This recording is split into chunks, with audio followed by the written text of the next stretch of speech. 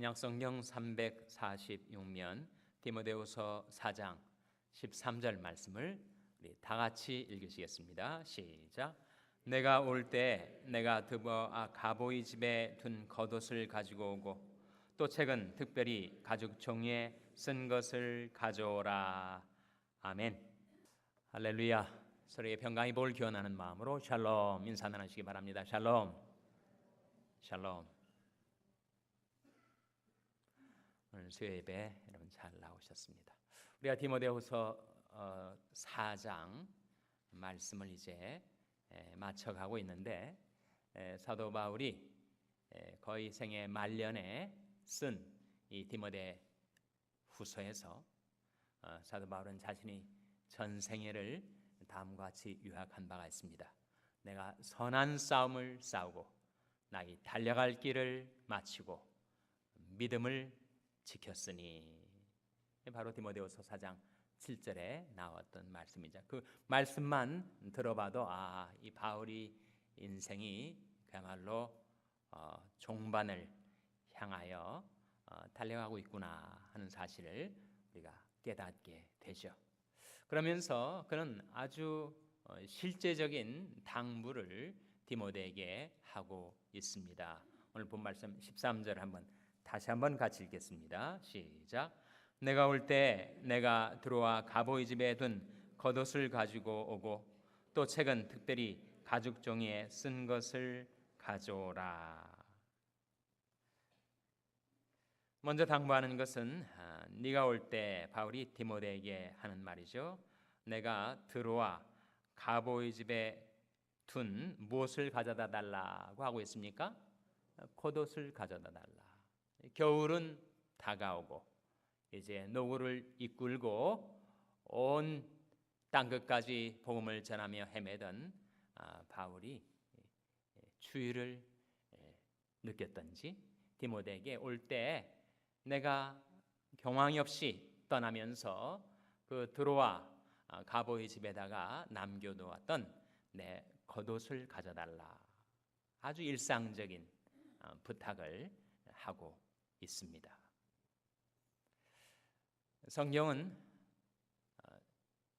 인간 기자, 인간 기록자를 통해서 쓰여진 하나님의 말씀이다 보니까 우리가 성경을 이해할 때 그 두 가지 성경의 특성을 우리가 함께 이해해야 합니다. 하나는 Divine Creation이라는 것과 다른 하나는 Human Production이라는 것이죠. 성경은 Divine Creation, 신적인 창작물이요, Human Production, 인간적 저작물이라는 거예요. 그 두 특성을 함께 가지고 있습니다. 분명히 성경은 세상적인 여타의 책과 달리 Divine Creation, 하나님께서 창작하신 책이죠.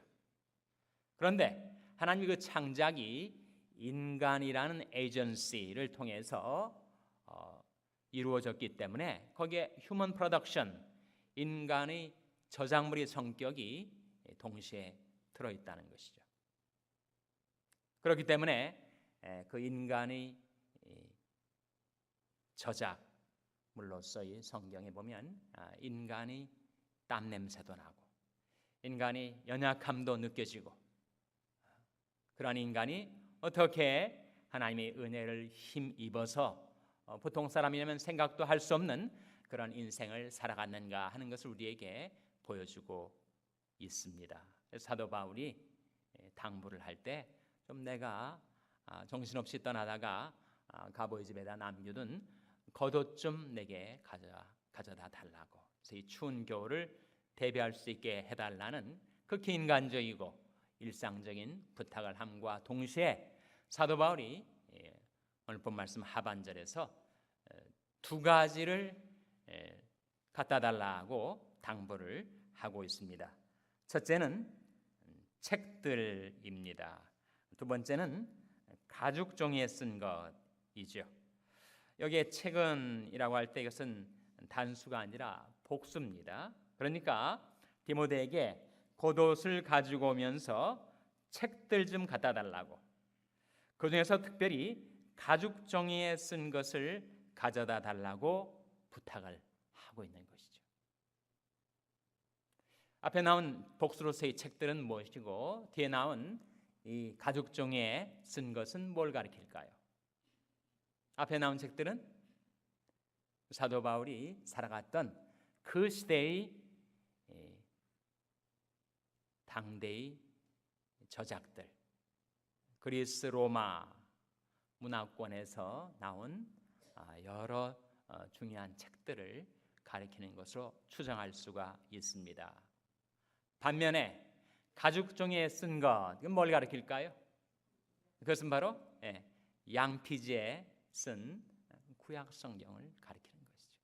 아직 사도 바울이 이 디모데후서를 쓸 때 정경으로서의 신약 성경은 완성되지 않은 것이기 때문에 양피지에 쓴 구약 성경을 가리키는 것입니다.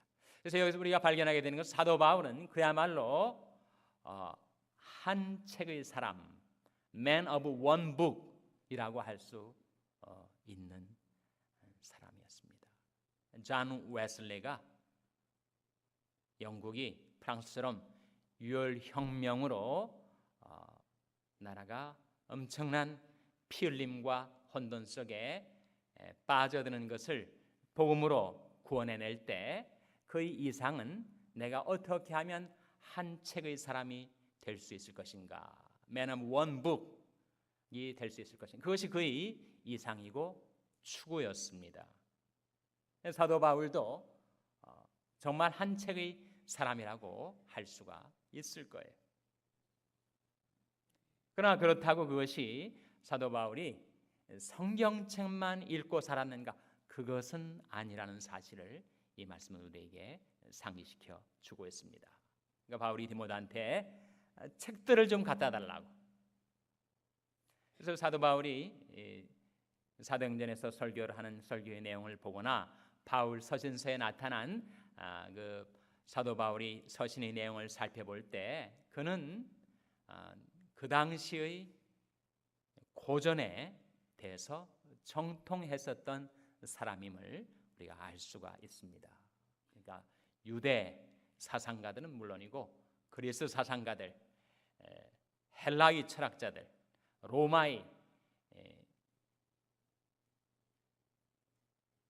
저술가들이 책들을 그가 읽어갔었던 사람이었음을 우리가 엿볼 수가 있습니다. 그래서 바울이 자기 인생이 말년에 그렇게 감옥에 갇혀 있는 상태에 있었지만 나한테 좀 책들 좀 갖다 달라고 자신이 정신의 자양분이 되는 책들을 내게 가져다 달라고. 그것은 또한 복음의 방편이 되는 책들이 되는 것이죠.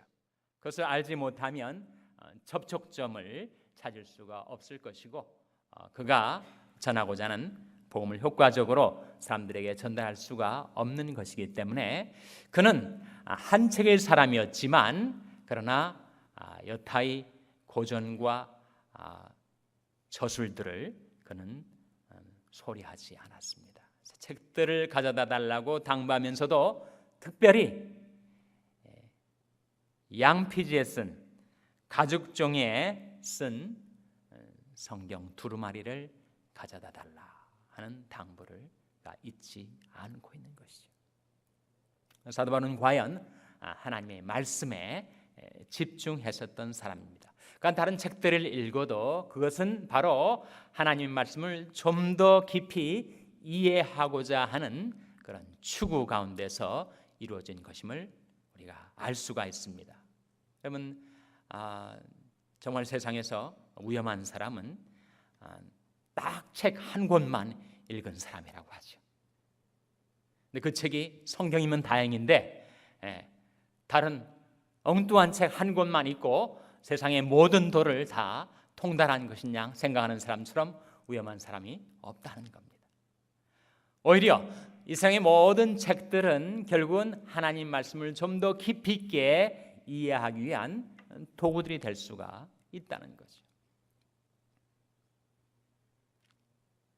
그래서 여러분, 책들을 읽기를 즐거워하시기 바랍니다. 쇼도 보고 드라마도 즐겁게 보시겠지만 책들을 가까이 하시고, 그러나 그 책들을 하나님의 말씀을 더욱 깊이 있게 체험하고 이해하기 위한 방편들로 사용하시기를 바랍니다. 바울이 바로 그러했다는 거예요. 그래서 그는 하나님 말씀에 올인 했었던 인물입니다. 그래서 그의 사고방식, 그의 가치관, 그의 라이프 스타일, 그 모든 것들은 철저하게 하나님의 말씀에 의해서 지배를 당했던 사람이라고 할 수가 있을 거예요. 마치 구약의 다윗과도 같습니다. 다윗은 양치기, 목동으로 있을 때나 장군으로 있을 때나 나중에 이스라엘이 왕이 되었을 때나 그는 하나님의 말씀을 사랑하고 그 말씀에 집중했었던 사람임을 발견하게 되죠. 그야말로 Man of one book, 한 책의 사람들이었습니다. 우리 하나님의 말씀을 그렇게 가까이 해야 할 이유가 있습니다.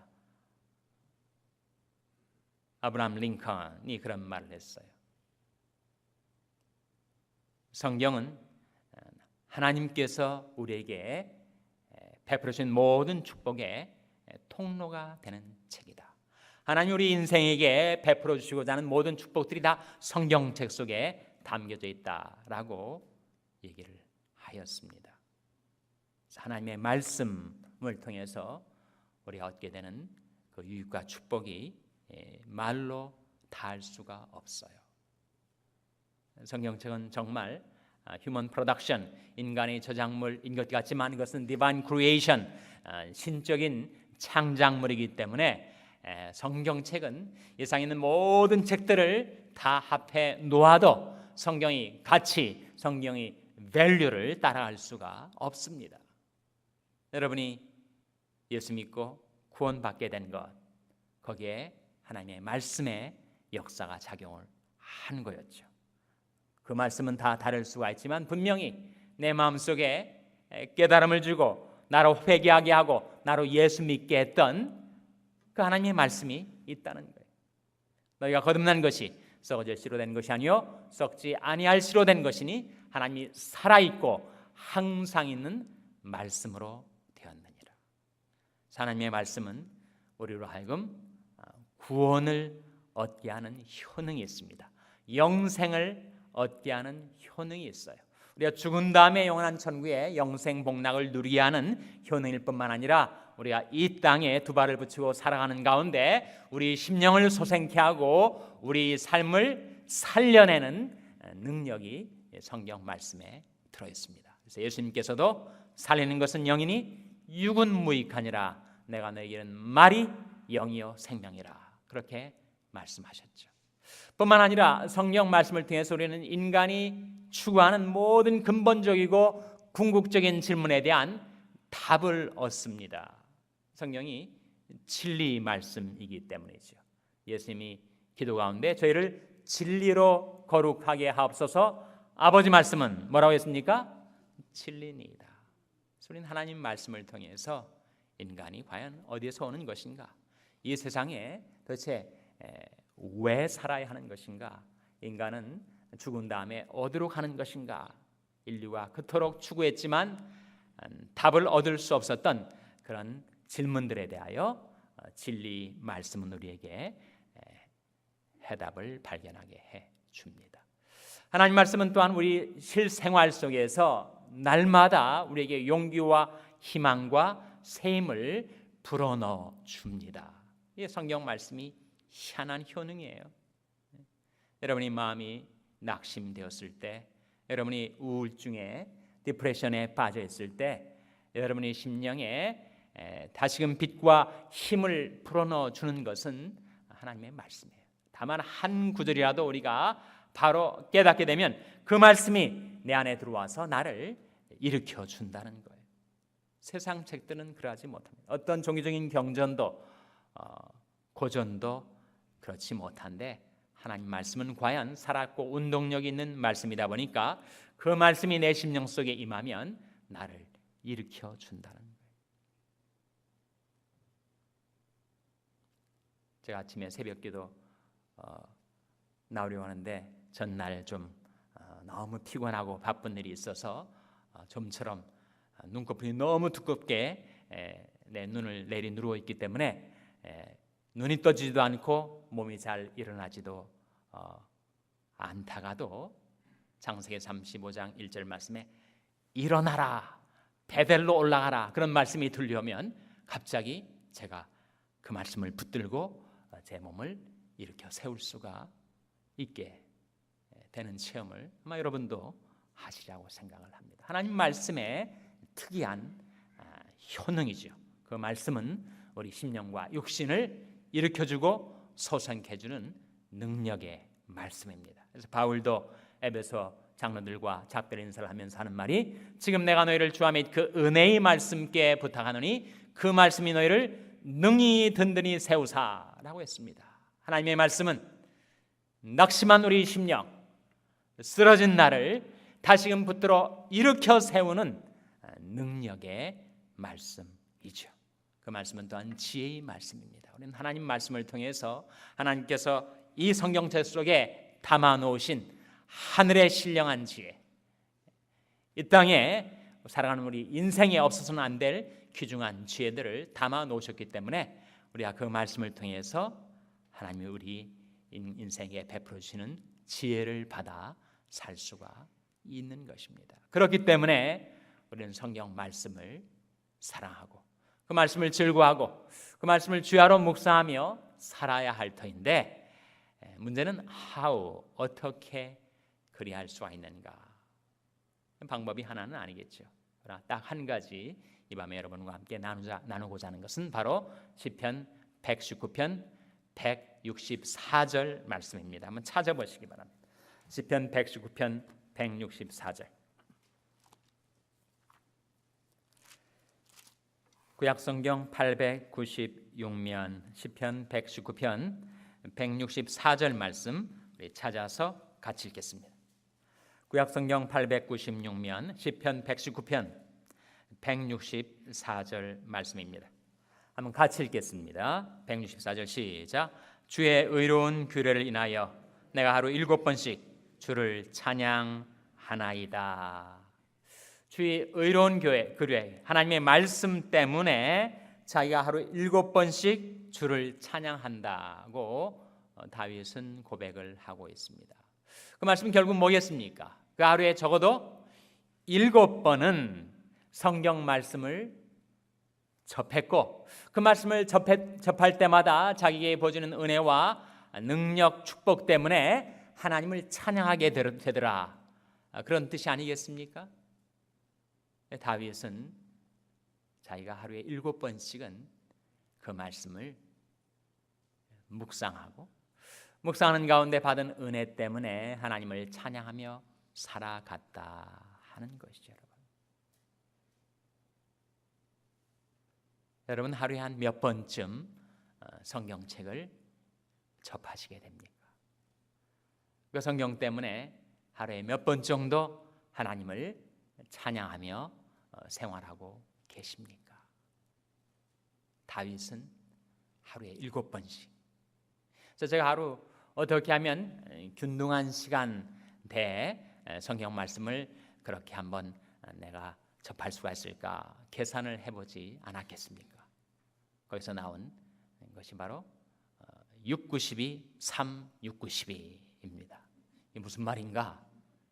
아침 6시에 한번 말씀 대하고 오전 9시에 한번 말씀 대하고 또 3시간 후에 낮 정오에 한번 말씀 대하고 오후 3시에, 오후 6시에, 오후 9시에, 그리고 오후 12시에 몇 번 되는 거예요? 7번. 6, 92, 3, 6, 92 외우실만 하겠죠.